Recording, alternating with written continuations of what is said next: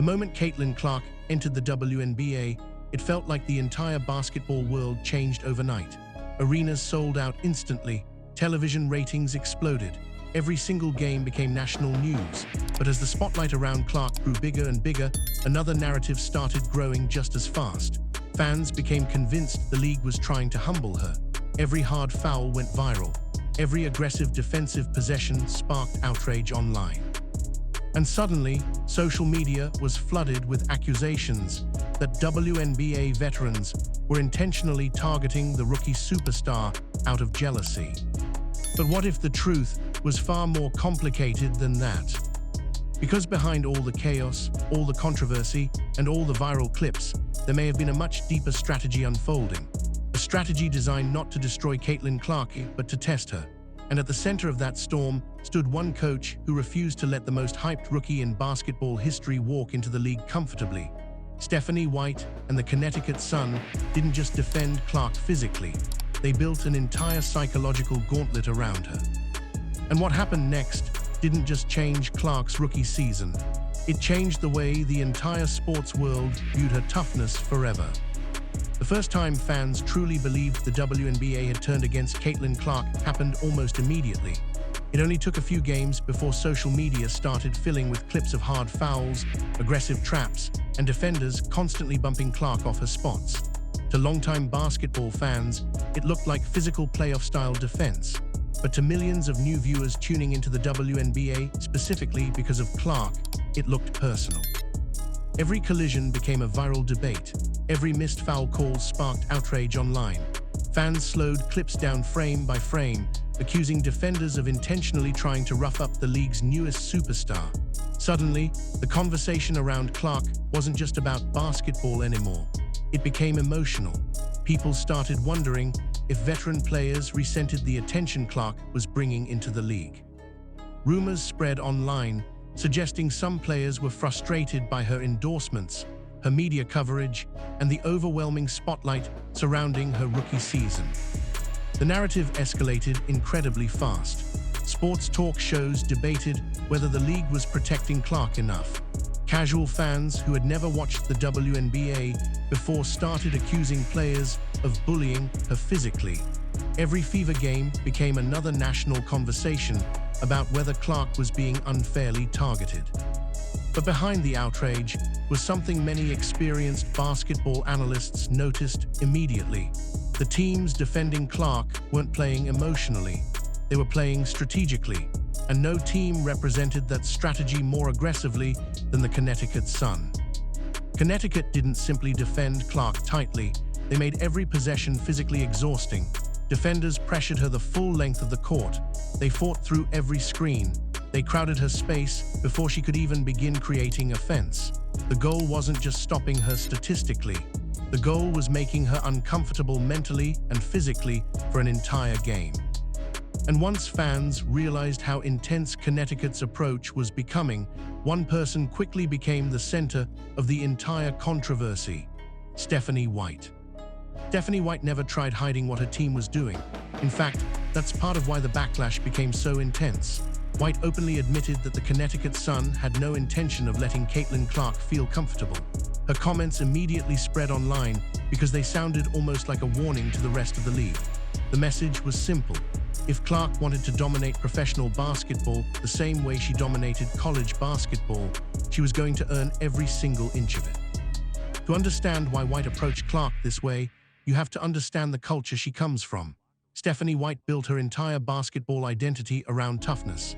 Long before she became one of the most respected coaches in the WNBA, she was already known as a fierce competitor at Purdue and later as a professional player during one of the league's most physically demanding eras. Her teams reflect that mentality perfectly: physical defense, relentless pressure, constant intensity.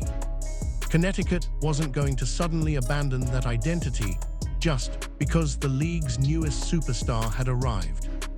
That's what made this situation so fascinating. White didn't view Clark as a fragile rookie who needed protection. She viewed her as a generational offensive threat that demanded extreme defensive attention. In many ways, Connecticut's game plan was actually a sign of respect.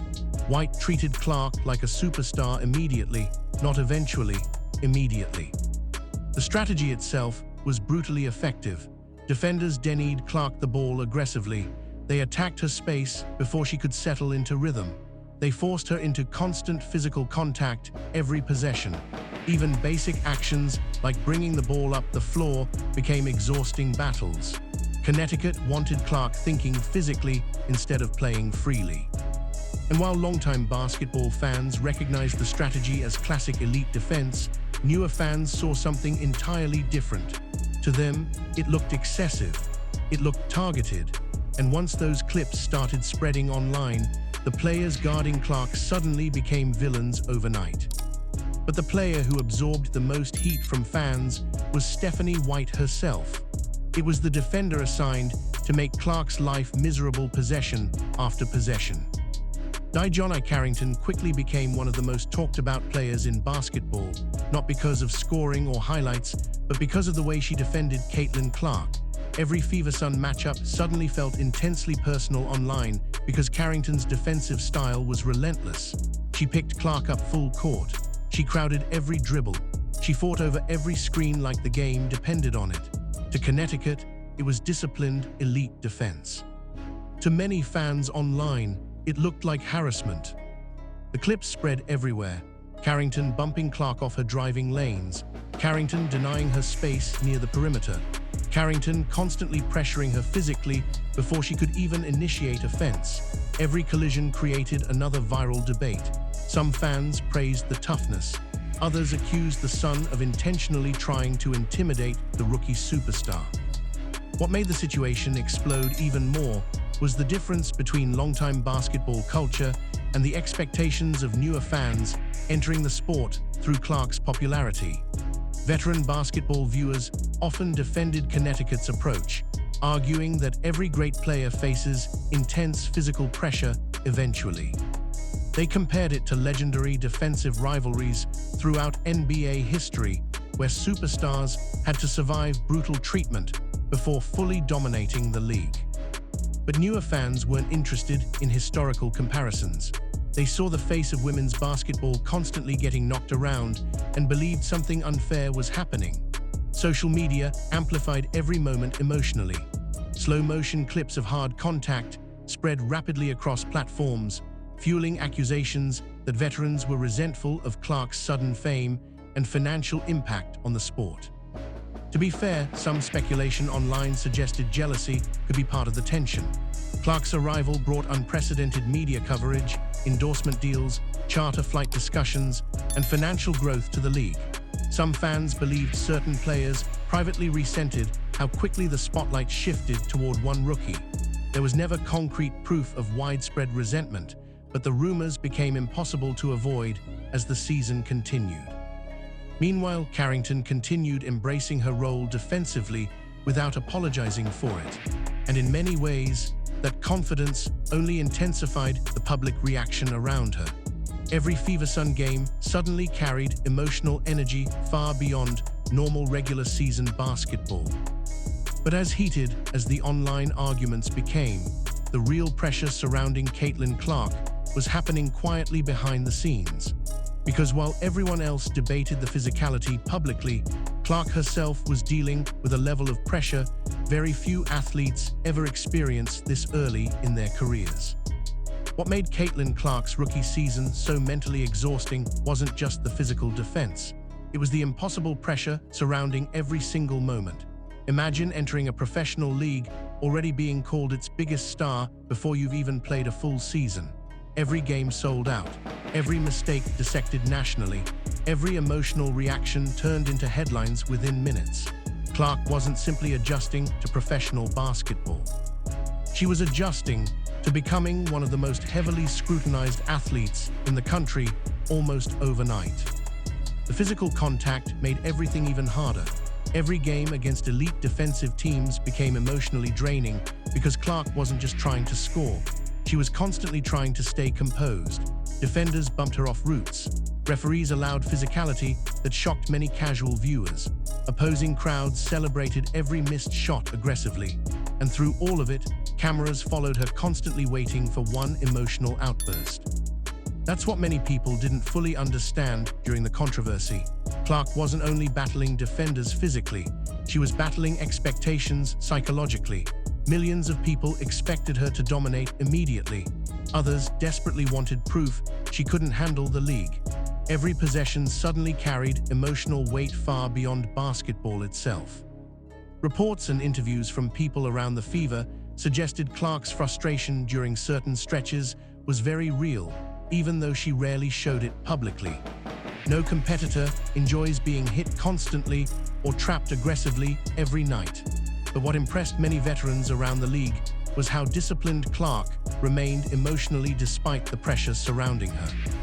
Because the truth is, many people expected Clark eventually to snap publicly. They expected her to criticize officiating. They expected complaints about physical defense. They expected frustration toward opponents. The media practically waited for that moment after every heated game. Instead, Clark stayed remarkably controlled. Game after game, interview after interview, she absorbed criticism, pressure, and physical punishment without giving people the explosive reaction they were waiting for. And eventually, when she finally addressed the controversy directly, her response completely changed the narrative surrounding her rookie season.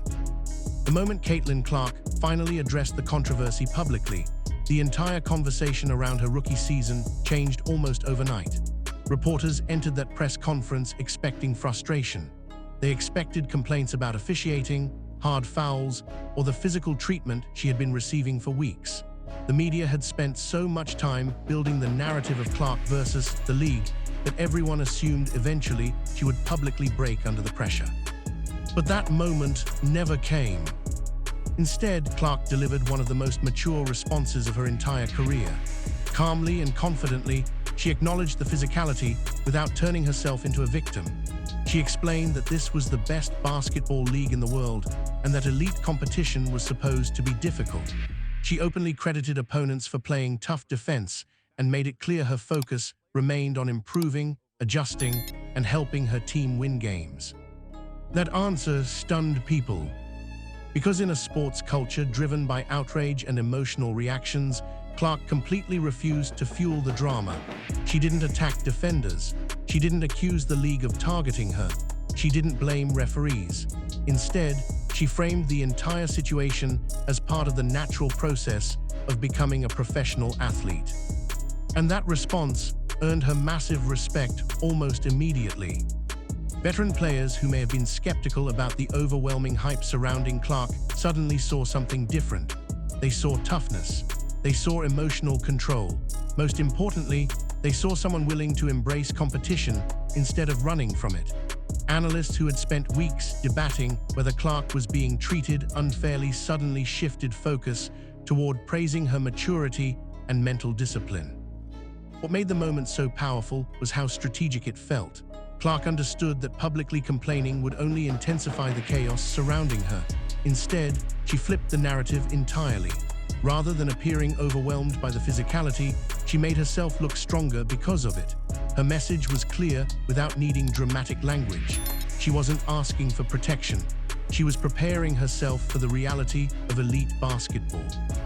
That completely changed the perception of the rivalry between Clark and teams like the Connecticut Sun.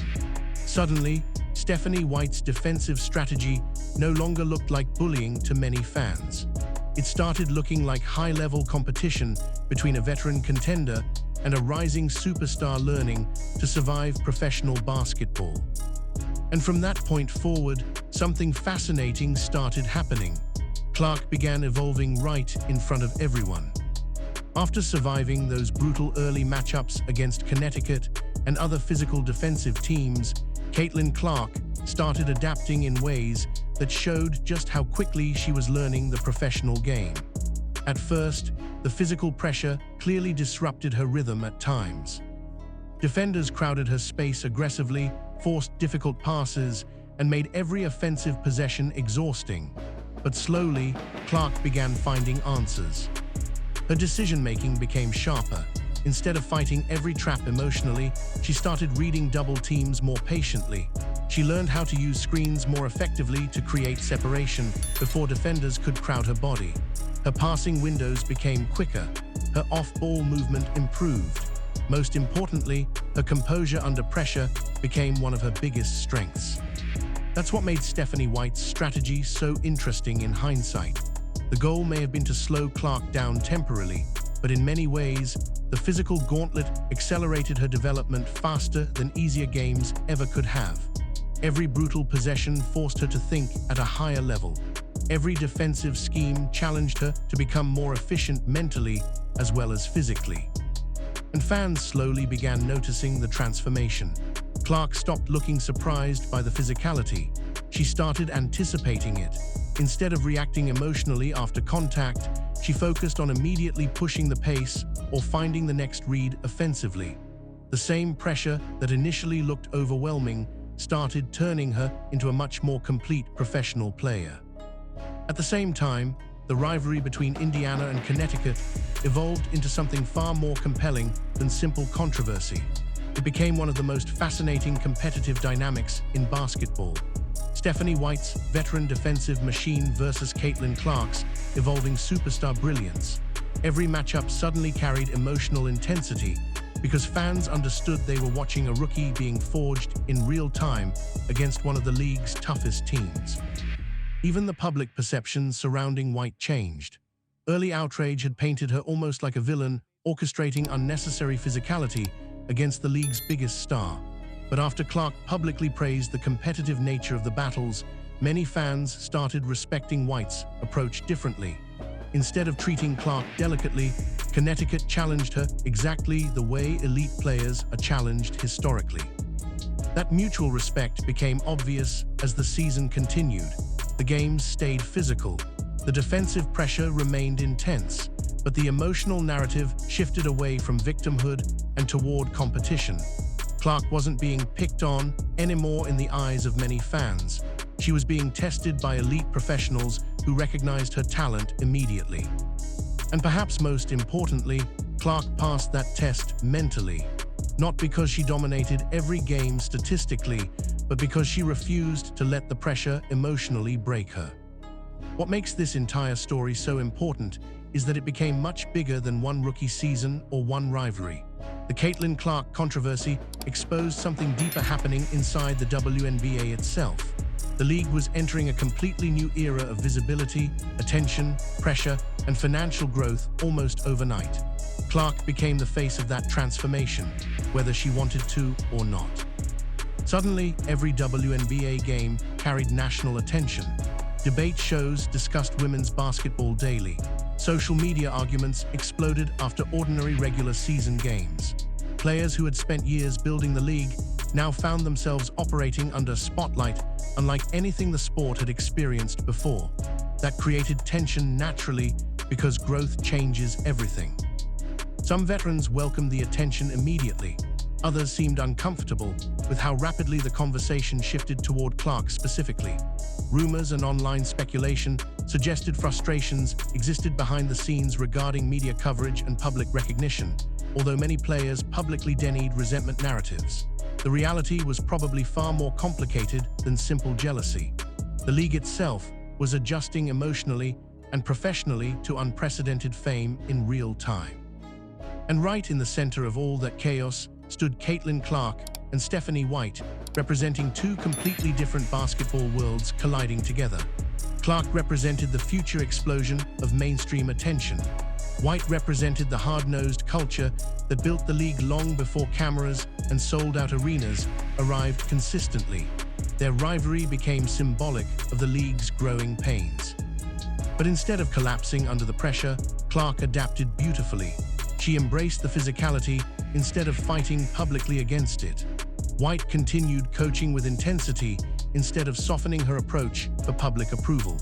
And because both sides stayed committed to competition over drama, the rivalry ultimately elevated everyone involved. That's why this story matters beyond viral clips or heated social media debates. It showed that women's basketball had officially entered a new level of cultural relevance. Every hard foul became national conversation because millions of new fans suddenly cared deeply about the league's future. And while the controversy created chaos initially, it also forced the sport into a new era of visibility and emotional investment. In many ways, the physical treatment Clark faced may ultimately become one of the best things that ever happened to her development, because greatness in professional sports is rarely built through comfort. It's built through pressure, adversity, and adaptation. The Connecticut Sun and Stephanie White didn't break Caitlin Clark, they challenged her. And judging by the way Clark responded, that challenge may have been the exact moment a future legend truly began forming right in front of the basketball world.